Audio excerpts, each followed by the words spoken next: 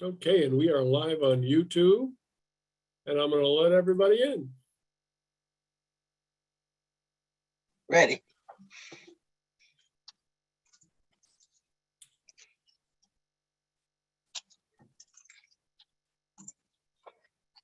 Good evening, everybody. If you're just joining, this is the Renters Alliance Renter Town Hall. Takes a couple minutes on YouTube, on Zoom to let everybody in. Please bear with us, but welcome.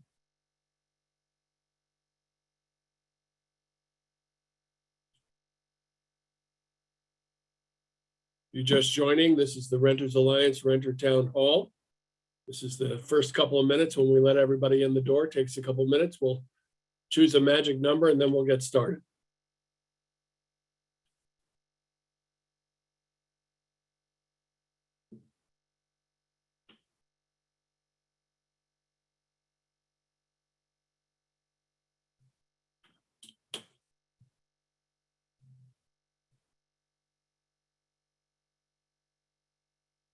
Get started in just another moment.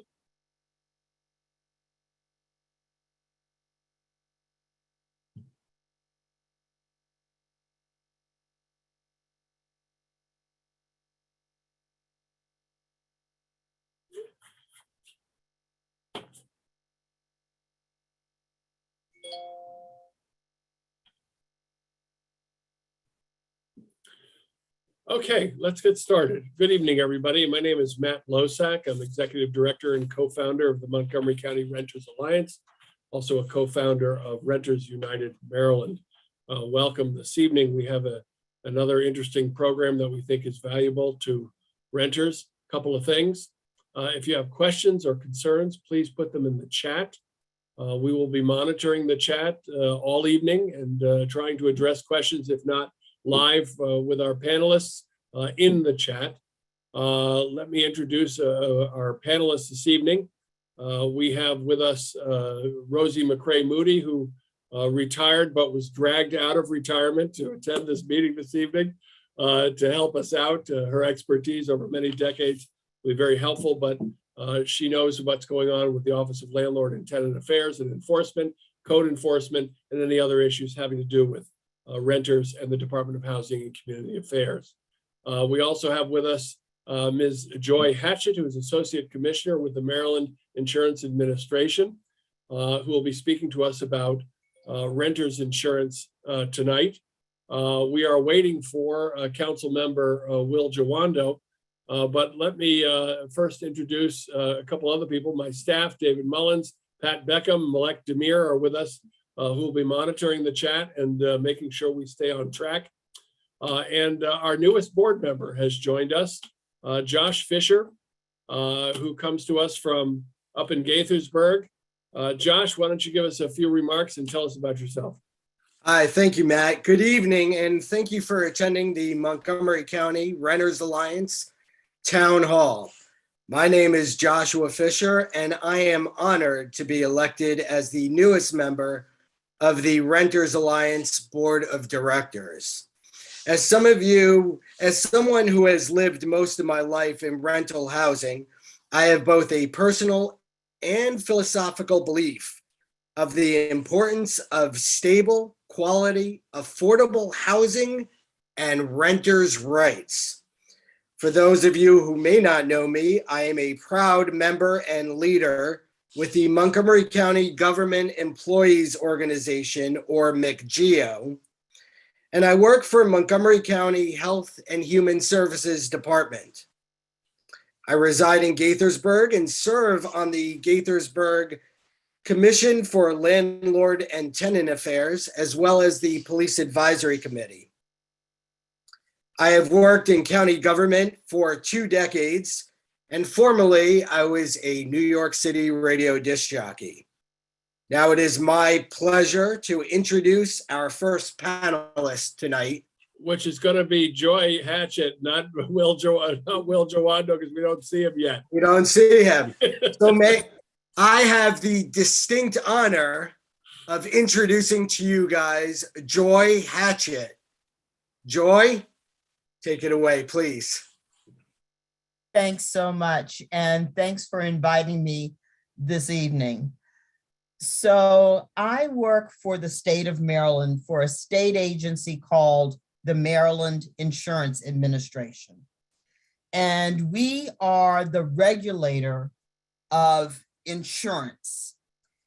We regulate the insurance companies and the people that sell insurance to make sure that, well, now, Matt, I see that the councilman has just joined I us. was going to say, Joy, we loved your introduction, but you're not finished. So don't leave, don't go to the kitchen. Josh. can May you I start from the reintroduce- top of what you were going to say? Go ahead. Excellent. Thanks, Joy. Joy, thank you very much. I appreciate it. It is my distinct honor and pleasure to introduce our first panelist, who has finally joined us. He has been a renter and a renter champion since he joined the Montgomery County Council. He serves as an at-large member, and he is the lead sponsor for the emergency rent stabilization law that has protected thousands of struggling renters from being priced out during this terrible, terrible pandemic. It is my honor to introduce my friend, Council Member Will Jawando. Will. Thank you, Josh. I appreciate that, and sorry to be a couple minutes late, and sorry to cut into you, Joy. But I can't wait to hear what you have to say. And good to see Matt and Rosie and Pat and all the others who are on here. Really appreciate the introduction. I think you guys had me here because I've joined many times before, but I think now, because we're obviously still dealing with all of the associated issues of the pandemic, and how do we make sure we keep people safe, keep people in their homes, in addition to all the other things that have happened, making sure that people are keeping up habitable housing and doing improvements, and go down the list. And I know Rosie and team are dealing with that as well, and she'll talk about that. But we passed, the original rent stabilization law because we knew, and we still know, there was a survey done by the census that more than 100,000 Marylanders are behind on rent right now. I'm sure that's an undercount, and we know that folks are still in danger of losing their stable housing. The economic fallout from the pandemic is still with us. We know it was disproportionately borne on those who are low-income residents, people of color. Of those 100,000 plus, 80% of them are residents of color. And we know, as Josh mentioned, I know what it is to be a renter in this community, and need to have stable housing and not always being sure if you were going to.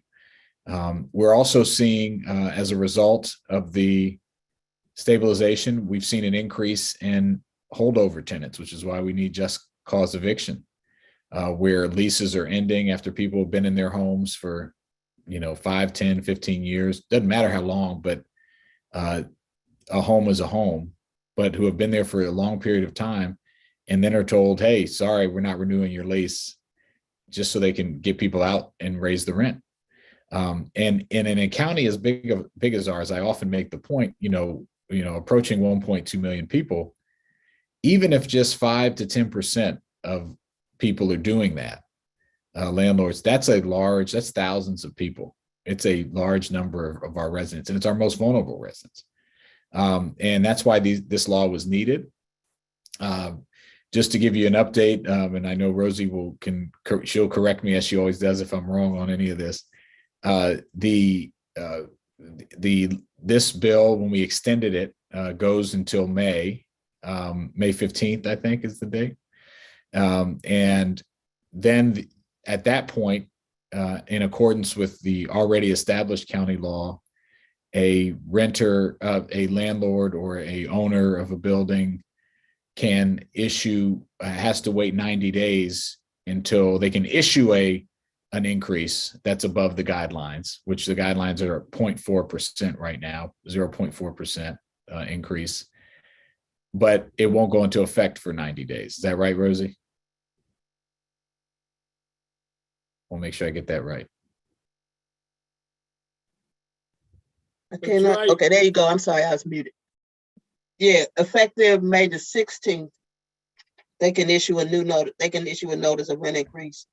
And then that can't go into the That is actual not, new has to rate. be 90 days. Right, right. So that's basically 3 months. So you're talking about August, mid-August, when Well, increases. actually, if it coincides, if you pay your rent on the 1st, even if they issue it on the 16th of May, It would June, go in July, August August, 1st. it would go into first. It affects September 1st. September 1st. Okay.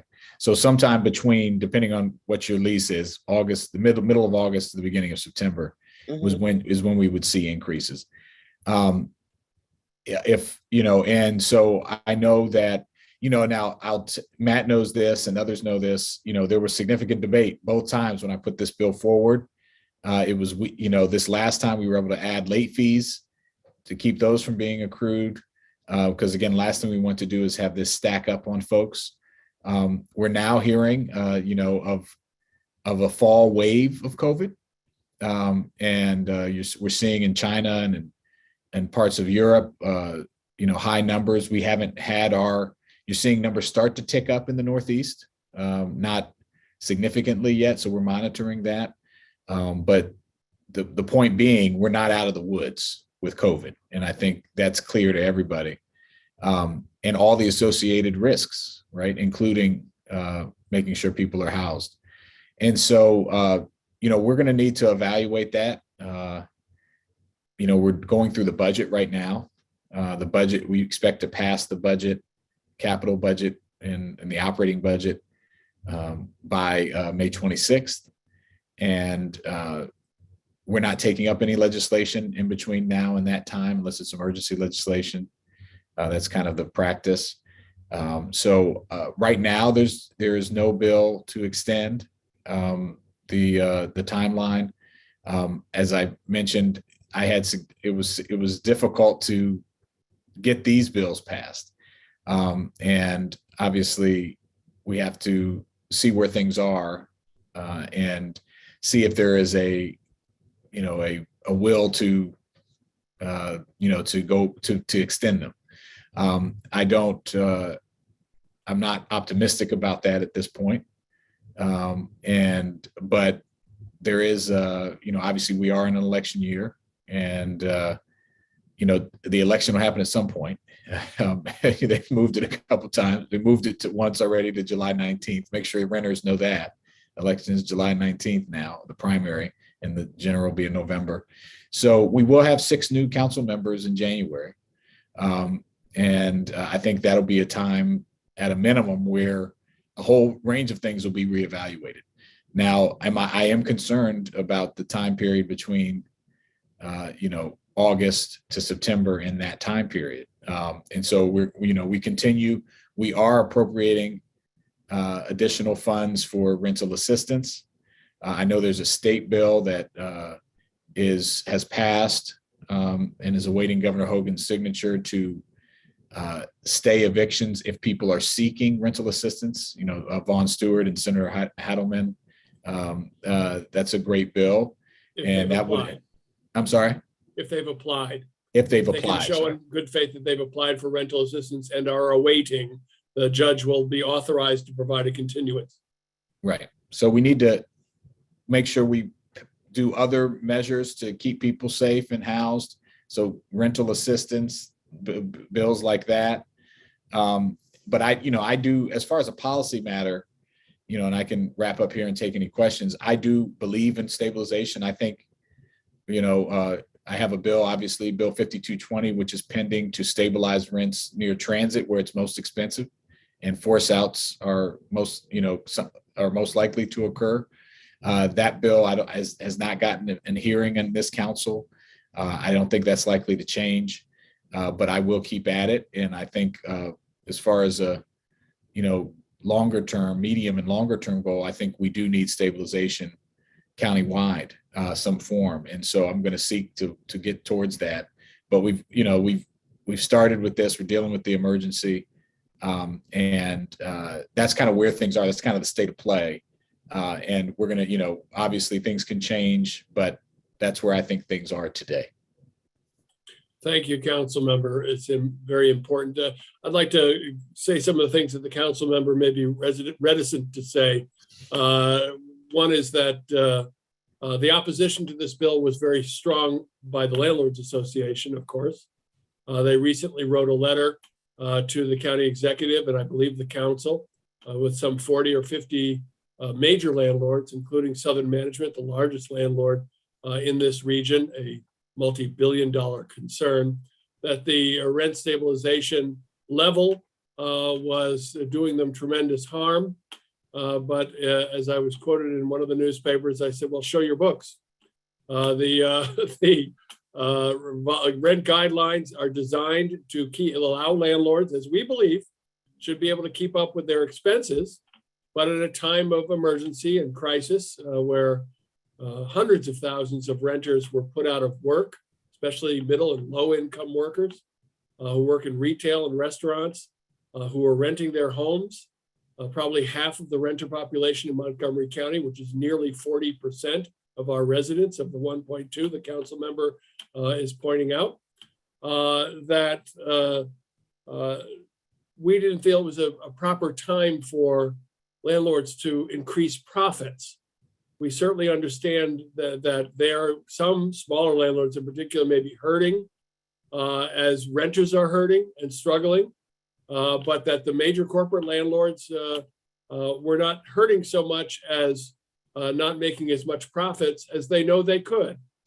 And that's a major calculus here, that they're concerned about their right to make more money, not necessarily about their responsibility to participate and make sure that renters are stable and living in quality homes during a pandemic. So that was some of the backdrop. I should note that Susie Hillman, who is the president of Southern Management, who was the lead on that letter, lives in a multi-million-dollar house in Northern Virginia and is doing quite well and has yet to show us their books. So that was one thing that's in the mix. Another thing is that there was a belief that we should have targeted the bill only to those renters who needed it most. And from an administrative standpoint, it was impossible to do that. We were already seeing tremendous struggles with trying to penetrate middle and low income renter communities with information about rent relief because of the digital divide, because of people panicking, working multiple jobs, speaking different languages, not understanding government resources. But to have added a layer of qualification to be eligible to be protected by this bill was administratively impossible. And yet we heard pushback that what we were doing, believe it or not, somebody who remained nameless actually said that we were a fringe group trying to protect millionaires. And I can assure you that that would be news to the landlord lobby. Right. So, council member, one of the questions that has come up, I'm sure you're reading this, that we are seeing rents around the country in critical areas, job development areas like the DC area, New York, San Francisco, that are going up 20 and 30%. Can you comment on what you think is going to happen when this bill lifts? Well, I do want to answer. I see Ms. Gilbert asked a very technical question about how much can the rent be increased after the 0.4%. And unfortunately, the answer is any amount. Now there is DHCA does consider Department of Housing, and Rosie I often use this, remind people that 10% is considered constructive eviction. That means if you're paying $1,000 and it goes up to $1,100, that makes a huge difference.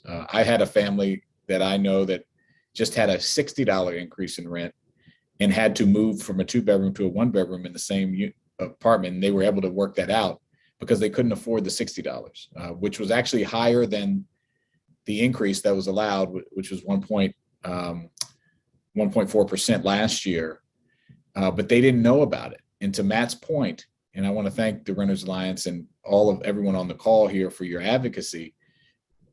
a right's only as good as if you know you have it and you can assert it, which is why it was so critical to have this broadly apply during a time of crisis to everyone. Because while it sounds okay, it could sound okay to say we're going to limit it to those who need it. But if you don't even know you have the right and you have a language proficiency issue or go down the list, you're dealing with crisis, you can't assert the right. So long way to say that they could raise it at any amount after the law expires.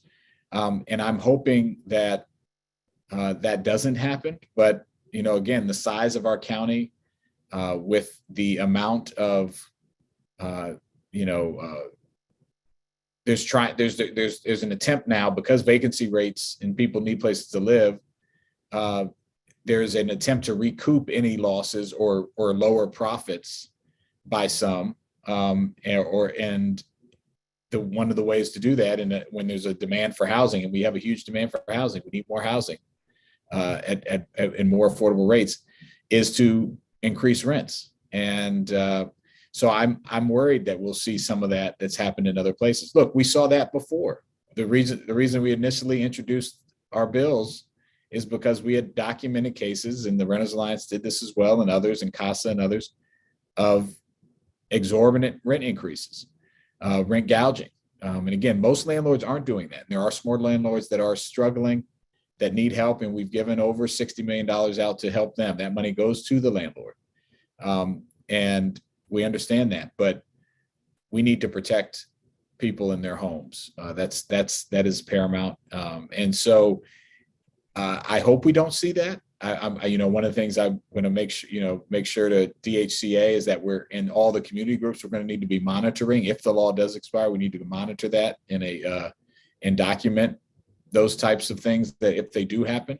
But the bottom line is there won't be protection for that. So we need to be on the lookout. And I think because we're seeing these holdover cases increase, in the courts, which is when, again, a lease ends and people are not given the opportunity to renew, I think that's a canary in the coal mine, or, a precursor of showing that we will see these types of increases. And so we're going to need to go back to the old system of, at least in the interim, of Rosie, we find out about them, and Rosie and her team call the landlord, try to work something out. I mean, and that's kind of what, and trying to put political pressure and those things. But I'm hoping that doesn't happen, because again, we're not out of the woods. And even once we get past the health effects, or we start to manage it better as we have, the economic effects have a long tail. And we need to be aware of that. And I just wanted to clarify, the office considers 10% excessive. And we will contact the landlord and see if we can negotiate it, stretch it out over a couple of years. But there is no rent control in Montgomery County. Just so you know, the Renters Alliance considers just about anything over the county's voluntary rent increase guidelines as excessive. So we're a little bit more, there's a reason why these guidelines were created. There's a fallacy about rent, that somehow rent is what the landlord charges to maintain the building. That's not just what rent is for. When the landlord charges rent in the first place, it has a considerable amount of profit margin. That's what landlords do. They want to make a profit. Sure, it covers their overhead, as it should, their maintenance, their taxes, but there should be a good chunk of that as profit. And if there isn't, there shouldn't be in the landlord business. So, what we're hoping that these guidelines do is allow them to maintain their profits, not, as the council member says, gouge, which is to take advantage of the market at the expense of stable communities. We think housing is not the same thing as beer and cigarettes. It is something essential to our community. Council member, County Executive Elrich said last week or a couple weeks ago on a meeting that if the bill came to his desk, he'd sign it again. Is there any possibility, under what circumstances might you consider extending the bill? Well, again, I'm one of 9. The county executive and I could certainly send over a bill as well. It's his prerogative, by the way. I'll remind him of that. But we could consider it. And then we'd have to see if there were the votes. Again, I think I gave you a pretty, candid and frank assessment of where I think things are right now. But again, we have to monitor the situation of COVID. And if there was another surge, for example, that could, potentially change the dynamics. And so I'm going to do what I can in speaking with colleagues, assessing the situation. I think we're seeing the other thing that was embedded in one of these questions. Not only we're seeing the tenant holdovers, we're seeing these other types of hidden fees, these utility fees or other fees that are being charged as a way to get around the rent stabilization law. And that's something we need to monitor as well and look at. But, it's nice to hear that from the county executive, but, again, we have to pass this law. We need, at least 5 votes to have it be expedited. Would need to be 6 votes. That's now we were able to work and get majority votes on these other 2, but again, it was, as it was not easy. So I will continue to do my best, but that's where things are right now. Well, we know you will, council member, as you have before. We are monitoring this closely and of course working directly with tenants who contact us every day who are in desperate situations. And I know you know this, but for everyone who's listening, we are very concerned about a wave of evictions and pricing out that is going to take place when this bill lifts, and for people who have not caught up. I'm not broke at the moment, but I remember being broke. And Me too. I know what it's like when you owe a couple $1,000 and that, or $4,000 on a credit card, and you're only making a certain amount of money, and catching up is extremely difficult.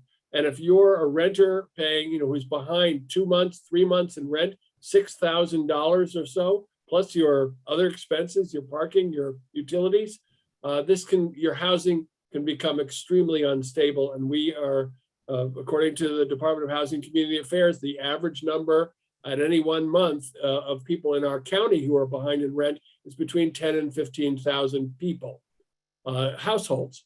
So that could mean even more people if we count children and spouses and so on. Yep. So this is a very serious issue, and we certainly thank Councilmember Giwando for every effort that you're doing.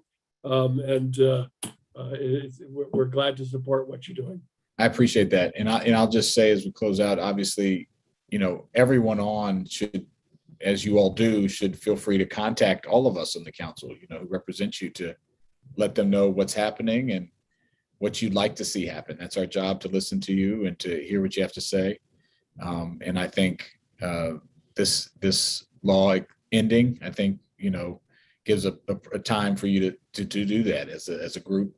The landlord sent, you had that big letter being sent complaining about the stabilization. Others can send letters too, right? We need to hear from everybody. And so I know you all will do that, and I'll continue to do all I can, both out front and behind the scenes. And, Pam Luckett from my office is online. Obviously, if you need to go, you go directly to the source, Rosie McCray Moody and her team, if there's an increase, but obviously you can contact us as well. We'll put our information in the chat. So I appreciate all the work that you're doing. Thank you, Councilmember Giwando. Again, I'm reminding you about that letter, which is driving me crazy, but they left out that they also have received hundreds of millions of dollars in public dollars to help them stay stable. So renters relief is landlord relief. So, absolutely. That, and I think thank you, Councilmember. We know you guys take care. Thank you so much. And Josh, thank you for the great introduction. I'm going to take you around with me, Thanks, boss. Appreciate it. All right. Take care, everybody. All right. So let me also say one other thing about the rent stabilization bill that's in effect. Rosie, please weigh in. If you've received since February 5th a rent increase above 0.4%, that is, you received a renewal notice between February 5th and right now, up until May 15th, If it was above 0.4%, it is a defective renewal notice, and we want to know about it. The landlord is not allowed to do that. So if you've received something, I saw someone in the chat said 1.4%. No, the landlord got that wrong. And what that also means is that whatever increase above what was allowable that you have paid has to be credited back to you or credited forward to your rent account. That's how that will be enforced. And they will have to reissue a renewal notice that conforms with the law, includes all the elements that are required in the law, and that is 90 days prospective, and also includes a 2-year lease option, by the way. So that also, for the first year and the second year, can't be above 0.4%. So That's what I was getting ready to say, remind you. Right. If it's just 0.4 for the first year and they give you a different amount for the second year, it's still defective. And please file a complaint. Call Ulta Intake. Call 311 or send an email to Ulta Intake.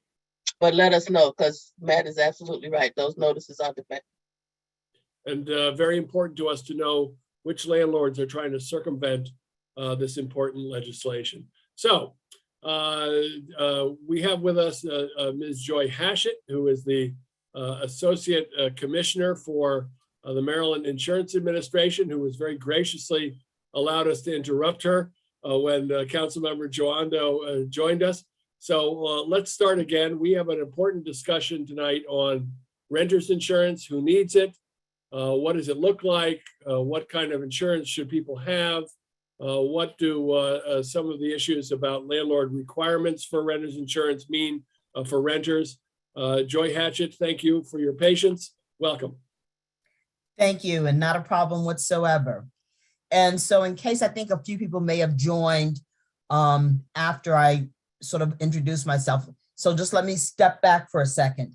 I work for the state of Maryland, and I work for the agency that regulates insurance. So I want to make it clear, because a lot of times people think if you're talking about insurance, you're trying to sell something. That's not what we do. Basically, my agency is responsible for making sure that people understand their insurance policies, know how to save money on those policies, and know their rights and what they're required to do under those policies. And we regulate the entire insurance industry: automobile insurance, homeowners, health insurance, and what I'm here to talk about tonight, renters insurance. And so I'm going to just talk for a couple of minutes to set the stage, but then I want to make sure there's plenty of time to answer any questions that you have. So let me start by saying this. Everything that you think is renters insurance is not. So a lot of people, when they go to their landlord to find a place to live, the landlord will say, you have to purchase renters insurance. The thing that I tell people is landlords may, as a part of their allowing you to live on their property, they may say, and they may have you purchase a renter's insurance policy. However, some landlords will have you purchase something that is not a renter's insurance policy. It's a liability waiver, which is for their benefit. So what I want to start with is the basics of understanding and what questions you should ask so that you can understand whether you have a true renter's insurance policy that protects you versus something that's a liability only. And I hesitate to call it insurance because many of the liability waivers that landlords sell are not insurance.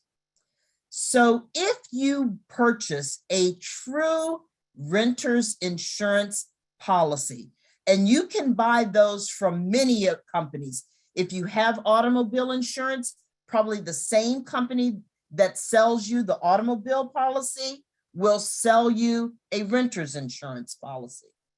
So these are the things that traditional renter's insurance policies generally cover. A lot of them will cover if there's a fire, and there's been a lot of fires recently in Montgomery County. So a traditional renter's insurance policy generally covers your belongings. So if there's a fire in your belongings, your couch, your clothes, your electronic things, your televisions, those things under a traditional renter's insurance policy are usually covered. Also under most, but not all, renter's insurance policies, they do cover if there's someone comes into your apartment and they slip and fall. And that's the liability piece. So things that, and they call it liability because it's things that either happen to that someone who's visiting you or something that's not intentional. And so things that you might be liable or responsible for. And also what a traditional renter's insurance policy generally covers. Let's just say, once again, you have that fire and you're displaced.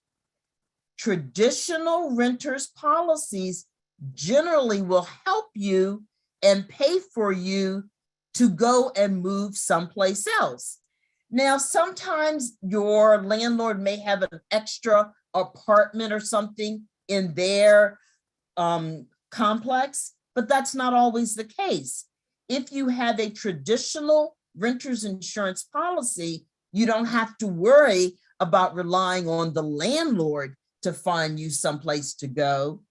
You're going to already have under your renter's insurance policy someplace to go. So the question often comes up, well, money is tight, and I definitely get that. I can't afford a renter's insurance policy. And this is what I tell people. Renter's insurance is less expensive than you think. Generally speaking, those policies can be maybe $20 or $30 a month, and sometimes even less expensive than that if you put your renter's policy with your automobile insurance policy. So renter's insurance, the question is, if something bad happens to you, and I heard Matt mention having that huge debt. Well, the problem is if you don't have a renter's insurance policy and you have to replace everything, do you have the money to do that? And a lot of people will say, well, the county is going to give me money. No, the Red Cross is going to give me money. No, basically, you have to look at your own resources. So renter's insurance provides you with a way to get back to where you were before the incident. Now, that's what I just talked about is a traditional renter's insurance policy. But even within renter's insurance policies, there are limitations. Some renter's insurance policies cover you no matter what happens. If there's a fire, if there's water damage, or if there's wind damage. But some renter's insurance policies limit. and they only cover one specific peril. There are some that'll only cover you for a fire, or there are some that are only cover you for a certain type of incident. It is critical that you understand what that renter's insurance policy, when it kicks in, and what perils it covers. So that's the traditional renter's insurance. Now I want to talk about something that's not renter's insurance. And with the renter's insurance, my agency regulates all of that. So if you have any issues with the insurance company or any of that, you can come to us, because that's something that we will help you with. Now, some landlords will be offering you something called a liability waiver. You pay a fee to them, but that fee only protects them. So remember I mentioned if there's a fire and you lose all your stuff, if you have a traditional renter's insurance policy, that the insurance company would pay for that. Liability waiver, no. Remember I mentioned that if you have to find another place to live, renter's insurance generally will cover that. Liability waiver, no. So the thing that you need to think about is this is your money. And I understand you need a place to live, but if you only purchase a liability waiver, realize that that is not in place to protect you. Now, on my website, and I'll put this in the chat, we have information about renter's insurance, and we also have a rate comparison guide that actually shows you how much it costs to get renter's insurance from multiple companies. And so you can figure out what policy works for you. And also the way to control that policy with renter's insurance, you get to select how much coverage you need. So do you have $20,000 worth of stuff? Then you need a policy only to cover $20,000 for personal property. The more coverage you have, the more expensive the policy is. So with a renter's insurance policy, you can buy the policy that specifically meets your needs.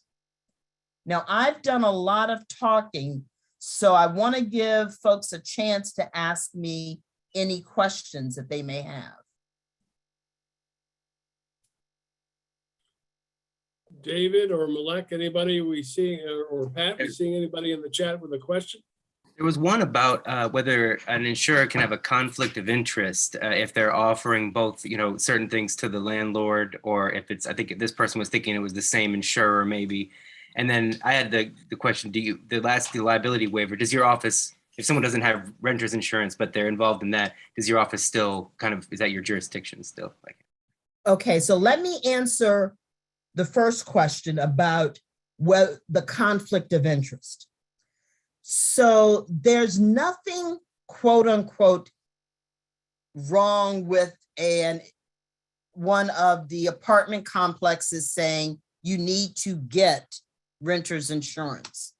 And there's nothing technically wrong with them giving you a list of insurance companies. There is something wrong if they are getting a financial kickback for that relationship. And if you believe that's the case, then you should file a complaint with us and we will look into it. But it truly does depend on specifically what they're doing. There are plenty of landlords I have seen that just give, and I've even actually seen some of them hand out remember I referred to that rate guide? I've seen them just say, okay, so here's a list of companies you can look at, because in the back of that rate guide, it has all of the contact information. But if they're actually referring, then that's an issue. And even what's more of an issue is, in order to sell insurance in Maryland, you have to be licensed by my agency. So if people are in the rental office actually selling insurance, that's an issue, because that means we need to make sure that that individual holds a license. And if you believe that somebody that's selling insurance, you can contact us and we can determine whether or not they're licensed and whether or not what they're doing is inappropriate. Now, your other question on this liability waiver. So if it is what they are offering and what you purchase is a liability waiver, as I said, that's not an insurance product. So that is outside of our jurisdiction. We don't have authority over that. I mean, all we can do is we make sure that insurance products are sold and are sold by people that are licensed to sell insurance. So if they're actually selling this other thing, then that's beyond what we can do. Now, if you're not sure if it's a liability waiver or if it's insurance, you can bring that to us and we can look at it, but then we may end up telling you that it's outside of our jurisdiction. Does that answer your question? Okay. And if somebody makes you, if the landlord says, if you don't have renter's insurance, then you can sign on to our renter's insurance for $12.99. Then the question is that really insurance? Is that a liability waiver that they're signing on for? It's going to depend on what it is. And should they give you that? Yeah, what they should do, if they have any questions about what they're being asked to sign, we're happy to take that first look and tell you, this is a waiver, this doesn't protect you, this, or we can tell you this is insurance. It's just because insurance is hard. Let's just be honest. It's filled with all this technical wording. And I'm a lawyer and I get bound up in the words. So you don't know what you don't know. So it's much better to ask before you sign. So let me ask these two experienced ladies, one lawyer, one manager of landlord tenant with 30 years. So a question came in the chat, and I would think this is fair, but how do we enforce it? Somebody says I got to pay $14 or $12 for the landlord's insurance policy. Well, I want to take a look at the policy. Are they required to show it to me?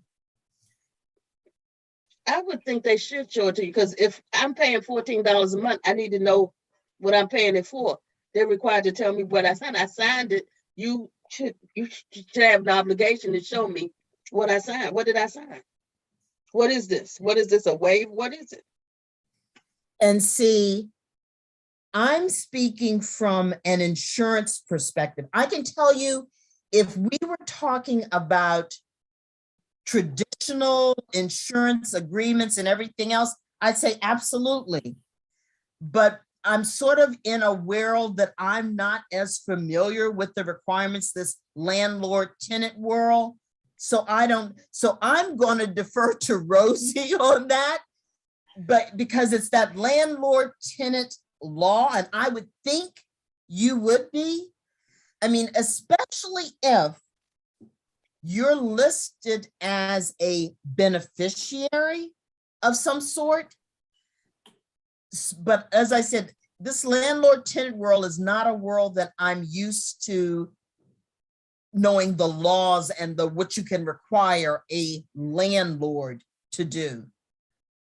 And it's Rosie? tricky, and I'm kind of in the same situation with insurance because the law does not require that you buy renter's insurance. Then the law doesn't address it. It doesn't prohibit the landlord from saying you have to have it, but it doesn't require that. You get it? But the law does, landlord tenant law does say, if you have to pay the utility, then if you pay a utility that you're not going to get a direct bill, you have to explain how that's done. And you have to explain everything. It seems to me that you should have to get a copy of whatever it is you signed. Even if they don't give you their whole insurance bill, the part you're signing on for, you should get an explanation of what that is and what it covers in relation And I'm pretty to you. confident that if Rosie's shop couldn't enforce it, that the Attorney General's office probably could, or Consumer Affairs probably could. I don't think you can force somebody to pay for something in the blind without explaining what it is. And I even do think it relates to landlord tenant, just as Rosie says, you have to show me the bill and how you calculated it for utilities. And if I want to see my lease that I just signed, I think they have to provide you with a You have to lease. show me If I that want a stuff. receipt for my rent, they have to give you a receipt. So I would think that, not being a lawyer myself, I just play one on TV, but I still think that probably you would have a right to see your insurance. Rosie, there's a question here specifically directed to you that we discussed earlier. New property management comes in, says everybody's going to have renter's insurance and you have to have it by X date. How do we handle that? You can't change the terms of the lease midway. So if you didn't require, when I signed my lease in December, if I wasn't required to have renter's insurance, you can't come in May and say, well, as of May 1st, you have to have it. No, I don't. Now, once my lease expires, you can send me a notice saying on renewal, you have to provide proof of insurance. But you can't just make me get it midstream because that wasn't what I signed on for. And that goes for all things as additional charges or additional provisions. Your lease is a contract, and once the contract has a term, they can't change the terms of the internal terms of the contract until it's time to renew the contract. That's correct. And that includes renter's insurance. Although we are all encouraging you to get renter's insurance, but we do have issues with some of these complications that Ms. Hatchett is pointing out about whether or not you're getting what you're paying for or what you expect. David, what else we got? Kind of the reverse of the question of can you see the waiver, which is, my lease says I need to get renter's insurance. Do I have to show them the whole policy then? I didn't know if that would go back to the terms of the lease, but someone had said proof of insurance versus whole policy, maybe, I don't know. So the thing that the landlord is quote unquote entitled to is making sure that there's coverage for liability. So providing the landlord either with the declaration, okay, and I'm getting ready to use a term and people are gonna say, what the heck is that? Is something called a declaration page. And that's basically a summary of what your policy includes and how much coverage you have.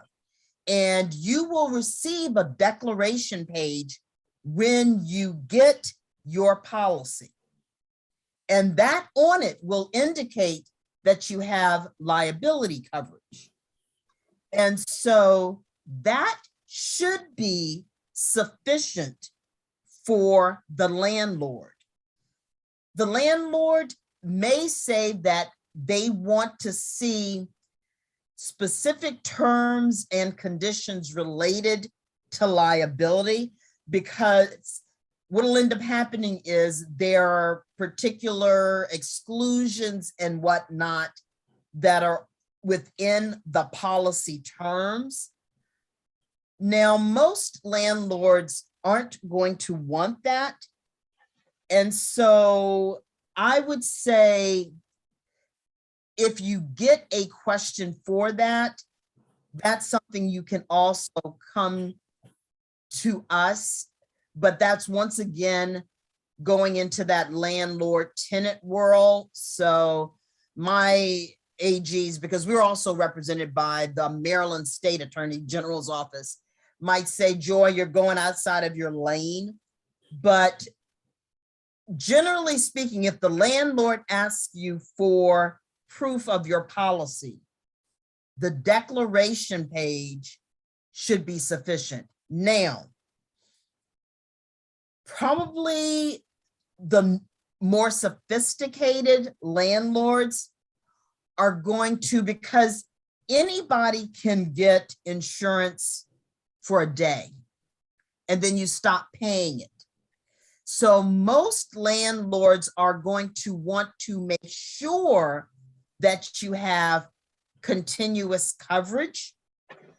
And so you want to make sure that if you don't pay for your insurance, that they are notified of that.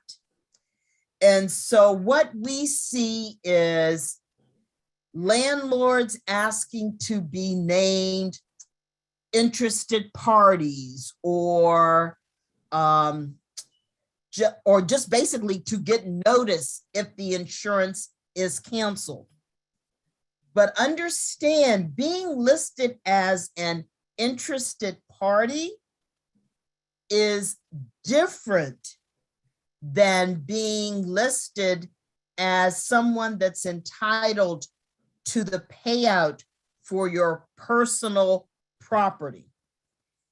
Because while the landlord may be able to be listed for liability purposes so that they can get money from the insurance company for liability items, damage or whatever, things like that, they are not entitled to be a quote unquote beneficiary for damage to your personal property, if that makes sense. Joy, on the issue of the declaration, is that the same thing as an insurance certificate? And does it also include levels of liability? Like, would one expect to see, as most of renters insurance policies are, $100,000 in liability, and then itemized lists of what's covered, especially if you have valuables? Most of the time they won't say, we'll give you up to 10,000, but if you've got Rembrandts in your apartment, as Josh does, just kidding, that you would have to say, I got these particular things and I want them insured. Right, and what it'll also have is the amount of your deductible. It's basically a one page, and if you look at, it's basically a statement that says, okay, for liability, you have X amount of dollars worth of coverage. For your personal property, we cover $20,000. And if you have specific jewelry or something, so it lists out those things. And generally they call it a declaration page, but different insurance companies may call it a certificate. All right. Other questions for our august and learned panelist, Joy Hatchett? Why wouldn't a landlord pay either the premium or part of it if the insurance protects the property? Could a landlord get a rider on his or her property coverage to protect the tenant and potential unintended damage to his property? So what you're referring to, landlords can do that, but generally speaking, first of all, when a landlord does what you're talking about, that's only going to protect the landlord. The landlord cannot get coverage for your personal property because it landlord doesn't have an interest in your personal property. So if you can make the selection that, yes, it works for me, that I want to be added to my landlord's policy, but just understand what you're paying for is for things that go wrong to the landlord's stuff. You are not paying for anything that goes wrong to your stuff. I think that's probably the easiest way to explain it. And understand the difference between your stuff and your stuff. So there's your personal property, but the refrigerator and the stove in your apartment, if you didn't bring them in yourself, are owned by the landlord. The walls are owned by the landlord. The toilet's owned by the landlord. But your bed and your jewelry and your personal dresser, if it was not as part of the apartment when you moved in, that's your personal property. So your personal use of the landlord's property is different from your personal property. Yeah, go ahead, Rosie.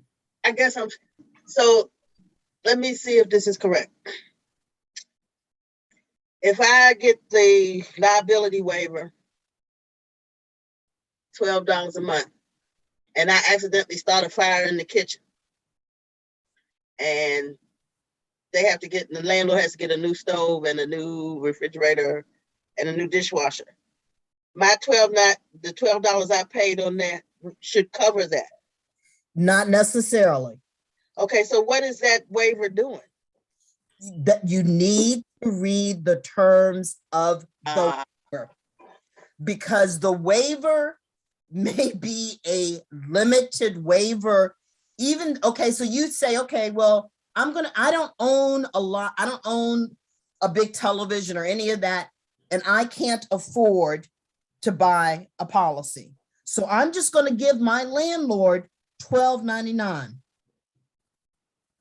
That's fine, but that $12.99 may or may not cover if there's damage in your apartment.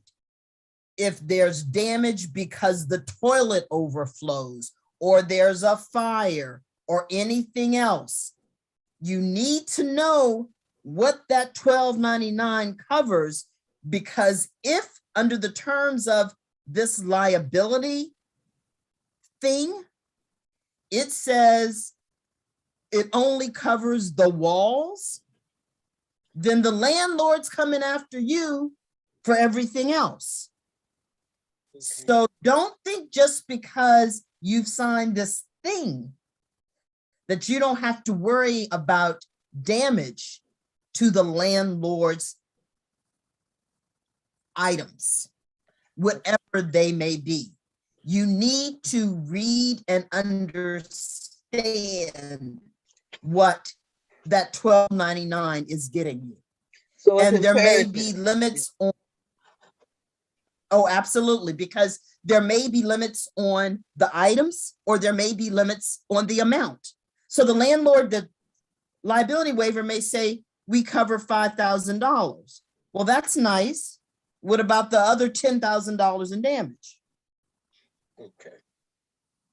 So another thing to keep in mind too is that, as and Joy weigh in, if the landlord can only demand insurance for what is relevant to the landlord can't demand that you insure your personal property.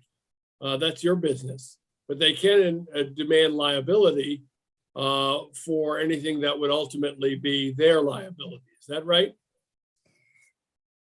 So I hesitate to say, because it's where that line, I'm used to landlords demanding insurance. And I'm used to landlords saying, this is the liability coverage that we want.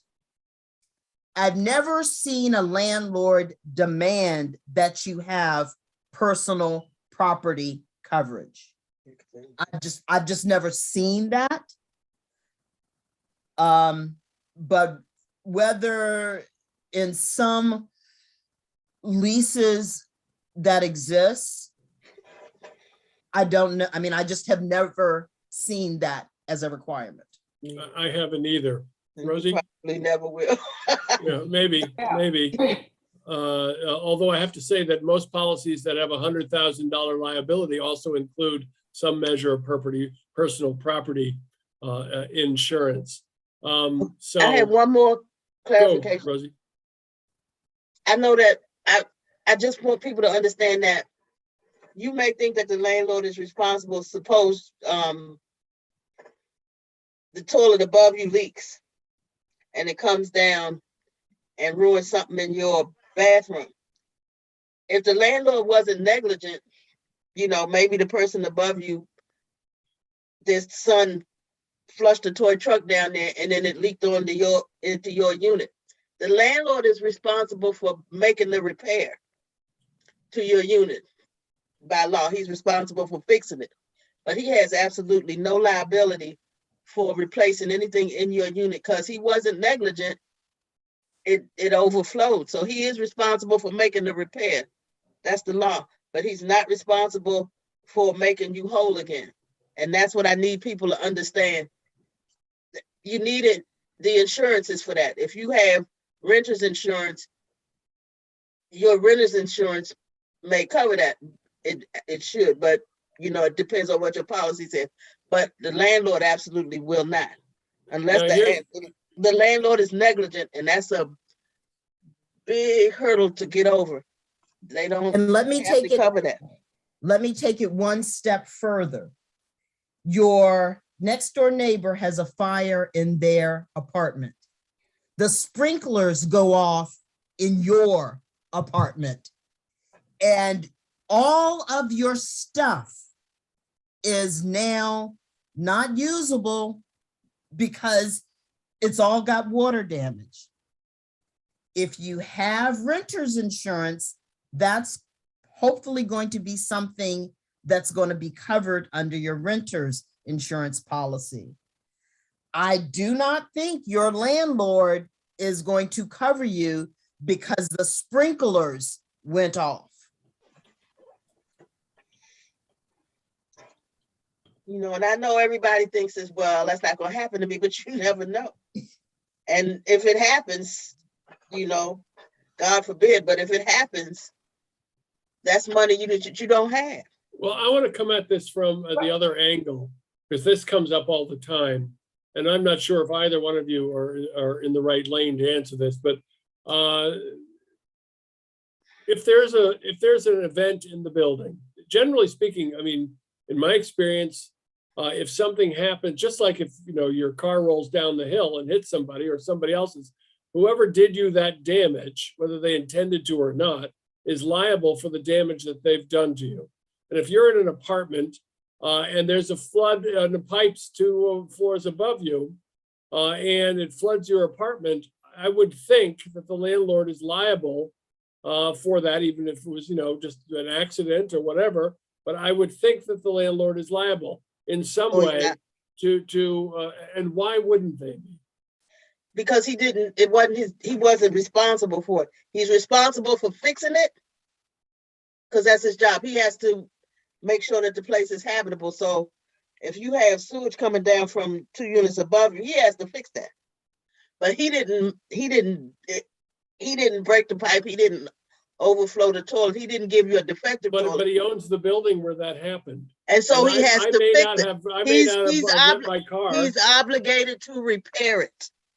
He is obligated to repair it. He is not obligated to replace your things. And I don't want people to think that because it's not true. Well, I just want to explore it just one more time so people because it's certainly in the common law. If my car is parked in the driveway and the brakes fail and it rolls down the hill and smashes into somebody, it's my car, even if I didn't cause the damage, even if I didn't intend it or whatever, but I own it. My building as a landlord had an accident and it injured you. Why isn't there consistency there? That's not how it works. Let me take it to a different circumstance. So let's say you're a homeowner and your tree falls on my house, do you know who's responsible? You are. So I'm sorry, I am. Your tree, my house, my insurance is responsible. The only way your insurance, even though it's your tree, would be responsible is if you knew you had a dead tree Negligence. Yes. going to fall on my house the next time the wind blew, because you acted, keyword, negligently. Absent negligence, it's on you. So that's And that's how the interesting because landlord, and that's how it works. good to know that that's how it works in the landlord apartment community building, but it seems inconsistent with the person who owns the car, that the car does the damage and that the Not a person who car. owns the car And that's just is not, responsible. and that's why I said at the beginning, negligence is a high bar to cross. So if the landlord had bad pipes and you have been notified, you know, I can hear them jiggling and the water in the toilet keeps running up. And then if you have proof that you said to him, this is happening, this is happening, this is happening, and then all of a sudden the toilet blows up or whatever, then he's negligent. Then he has some then he has some liability towards your things. But otherwise, in the normal course of events, things break. Well, I So think he that's has good to to know fix it. too, to He has to establish fix it, negligence. But he's not negligent. If it just breaks, So folks, make sure that you have in writing that if the pipes are jiggling or you're smelling electrical smoke or whatever it is, that you have a track record that shows that you have alerted the landlord to these problems. And if, God forbid, it becomes a worse problem that damages you, you could demonstrate some form of negligence. But of course, also to double protect yourself, it's good to have renter's insurance. Joy Hachette, Associate Commissioner, anything else and your thoughts? The main thing that I would tell people is before you sign any agreement, be it a renter's insurance policy or a liability waiver, understand what it covers, but more importantly, what it doesn't cover. Because what it doesn't cover is what you are responsible for paying for. Okay, right. one of our viewers would like to know, once you sign that policy with the property manager, are they responsible or should they give you a copy of that policy? And that's sort of one of the questions that we had come up before. What are they you should entitled to? give you a copy, at least of like the declaration page or the certificate that at least shows what it does and what's covered. You need to have something, because when that claim comes and the property manager says, well, you never signed it, you can pull out the documentation that says, this is the policy number, I am covered. Anything else, David, are we missing? I really appreciate this, and I want to say that, it seems like reading, the policy is the thing I'm hearing a lot, but having y'all to support us when we come through something we don't know, that's very comforting. So thanks for that. I did read mine before, and I noticed that it looks like floods are pretty much across the board not covered. It seems like, is that okay? I'm on the terrace level here. Is there something I should do? Flood damage is, now, this is what I want to say about that. You need to understand what a flood is. Flood damage is never covered, but flooding normally occurs only if water seeps from the ground into your apartment. So that's different when you have a pipe burst or you have a water overflow that is a different thing. So generally speaking, most policies will cover that, but you're absolutely right. Flooding is totally excluded, and you would have to purchase a separate flood insurance policy to cover that. Flooding from natural causes Cause. like a hurricane or a broken dam or an overflow of a river versus something that happens that causes water damage in your apartment. Like a burst pipe or a leaky roof. Okay. Right. I mean, and flooding, but I also like to mention this, flooding can occur, as all of you know, from heavy rain. Here in Maryland, that's when we get most of our flooding. You have heavy rain and either it just can't, if you've got a sump pump, it can't keep up with it, or the water just seeps from the ground into your home. So, and flooding can occur in apartments, especially those that are on first floor or even worse, basement apartments. So if people have any questions or concerns, you can email us, as we put in the chat, info@rentersalliance.org. We put Ms. Hatchett's complaint link in the chat as well, the Maryland Insurance Administration. If you're on this call, you know how to use the internet, so you can always look that up. But if you have questions, you can go there. And if you have issues with what your landlord is demanding you to do, for whether they want to show you the policy, they want you to sign something you're not comfortable with, there's the Office of Landlord and Tenant Affairs, who can also help. And the easiest way to get to them is by dialing 311. But if you have any interference with that, you can get to us at info@rentersalliance.org. I want to thank our Associate Commissioner, Joy Hatchett, for joining us and giving her expertise on such an important topic. As Joy mentioned earlier, we've seen a lot of fires. We've seen a lot of damage. And unfortunately, knock wood, but we expect that they're going to continue. And somebody said, I guess Ms. Hatchett said, you can't expect the money. We saw some nice people donated to the Friendly Gardens people, and there was some money there. But there are a whole bunch of these disasters in between. Some of them very small, you don't even hear about. One or two people get put out of their apartment. All kinds of smaller problems in between the big ones you hear about on the news. And it can happen to you. So keep in mind. Rosie? And let me just say, don't expect if you get displaced that the county will take care of it. The Red Cross comes and the Red Cross will give you a gift card for like $500. And then HHS will do what it can. If it can put you in a hotel temporarily, but they can't fulfill all your needs or necessarily place you in what you had, and sometimes the landlord, if it's not too many people displaced at the same, if they have empty units, they can put you up.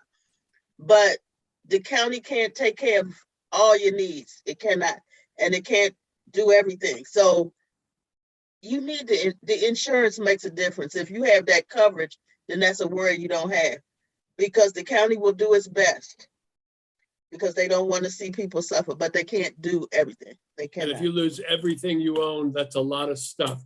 So we also put in the chat Ms. Hatchett's agency's rate comparison list. You can look that up as well. So thank you very much, Commissioner Hatchett. And now we'll move on to the last few minutes with Rosie McCray Moody. Give us some updates. In particular, you may not have good news for us tonight, but you're representing the county, and we see with us also the Deputy Director of the Department of Housing and Community Affairs, Frank Desmarais. First question, out of everybody's mind, is what's going on with the rent relief program? Well, that's HHS's program, and the only thing I know is that they're moving as fast as they can, but they still have, I think, around 750 to 1,000 applications to still go through to get the money out. And that's really all I can say. I know that they're working hard at it. Maybe the Deputy Director can weigh in. Frank? Two things to add. One, those who are still working with the system from their applications that came in before December 31st. The commitment is that all of the eligible applicants will be refunded, will be supported. The funding is available. as Rosie was just saying, still working through many hundreds. And anyone that's working with that, please stay in contact. The system that we call the portal that you applied through and could track your application and status is transitioning for the next phase. And it will be shutting down at the end of this week. And so everyone who has had an application in should have a contact with a case manager by that date, and to stay in touch through the email system. The email address for all inquiries on existing applications are the letters HSS, which actually stands for Housing Stabilization Services. So HSS@montgomerycountymd.gov. So the previous phase remains active. The next phase is a date to be determined. We don't have a date. There is a process, as was just noted, that's working as quickly as it can to bring up a new set of guidelines, eligibility. There is a site that the county has, the COVID rent relief site. You can search for COVID rent relief, Montgomery County. It'll take you right to this one page. Department of Health and Human Services it has an inquiry button or a place where you can put in an inquiry. You put in personal information on how to contact you and your interest in COVID rent relief. It is not an application. It does not mean that you're in a queue to be assisted, but putting your inquiry information in will get you an alert. As soon as the system announcement occurs that the system is available, then you would be alerted. You can stay in touch through Renters Alliance and other support organizations, but you can connect directly and you can get an alert. You should be, if you believe you're going to be eligible, which is going to be based on past due rent and income, you need to be organizing your income documents. That would be your tax return for 2021, if you've completed that. It would be pay stubs for the last number of weeks or whatever you can pull together, and be prepared. There are organizations, Renters Alliance included, at the county's website, DHCA's website, which is montgomerycountymd.gov/renters. That's the slash that goes to the right.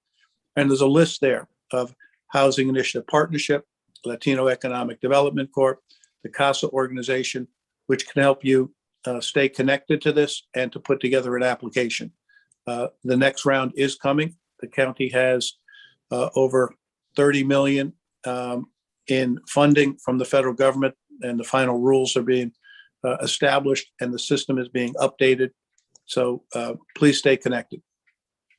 If you have any questions about that, if you're a current applicant and you're running into interference or confusion and you've communicated with your caseworker or you can't find your caseworker, let us help you. We will guide you to that caseworker and get you assistance. info@rentersalliance.org.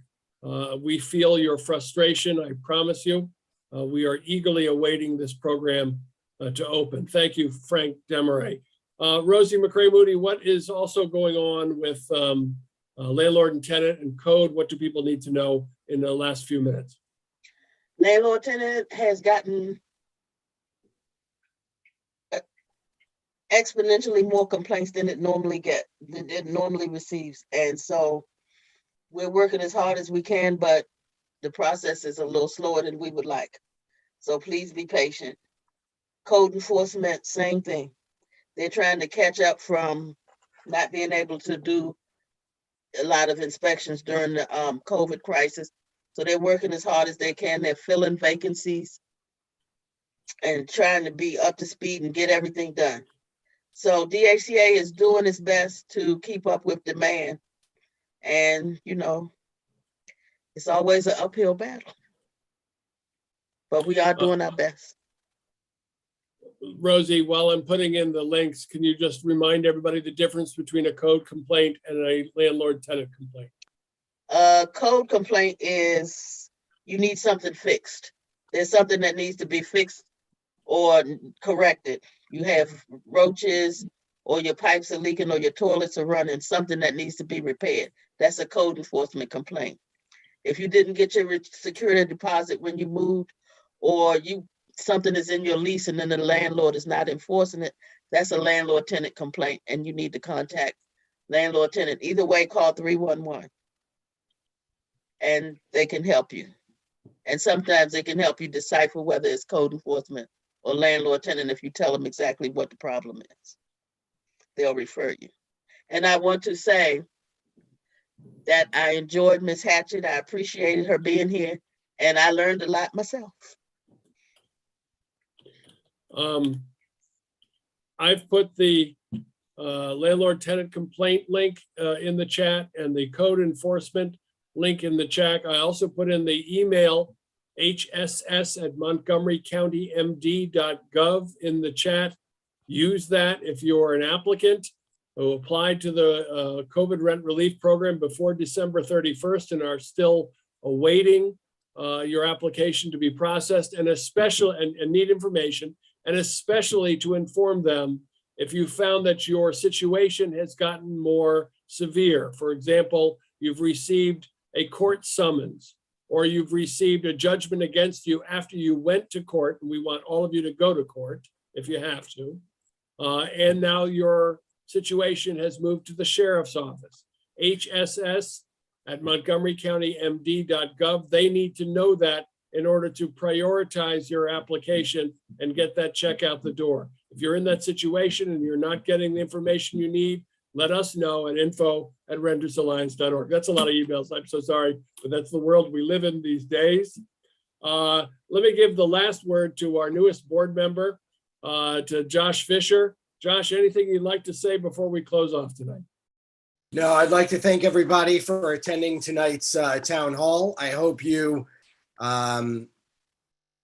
got a lot of information out of this. I'd like to thank Frank and Rosie and David and Pat and everyone for joining us. And Matt, thank you.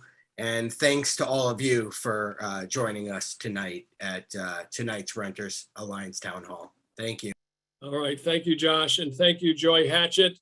Good night, everybody. And this information is available on YouTube if you would like to watch it all over again. So thank you and good night. Bye, everybody. Bye-bye.